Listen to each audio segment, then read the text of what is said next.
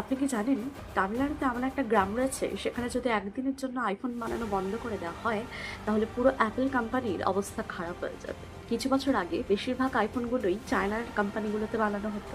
শুধুমাত্র একটা কোম্পানির উপর ডিপেন্ড করা এটা অনেক বড় রিস্ক ছিল। কোভিডের সময়কালে যখন চায়নার পরিস্থিতি খারাপ হয়ে গিয়েছিল তখন অ্যাপেল কোম্পানির অনেক বড় লস হয়েছিল। আর ঠিক সেই সময় অ্যাপেল কোম্পানি বুঝতে পারে শুধুমাত্র চায়নার উপর ডিপেন্ড করলে তার কোম্পানির অনেক বড় লস হবে। তারপর উনি ইন্ডিয়াতে এসে বিভিন্ন জায়গাকে ইন্সপেক্ট করে দেখেন কোন জায়গায় করলে বেশি ভালো হবে। এই সমস্ত কিছু ইন্সপেকশন চলার পর তামিলনাড়ুর এই গ্রামটি ঠিক করা হয়।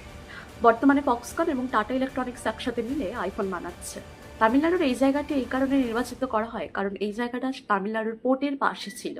এই এরিয়াতে প্রথম থেকে অটোমোবাইল এবং ইলেকট্রনিক্সের ইন্ডাস্ট্রি ছিল। এই কোম্পানিতে আগে থেকেই ট্রেন্ড ওয়ার্কার্স ছিল এবং এই কোম্পানি সরকারেরও সাহায্য পায়।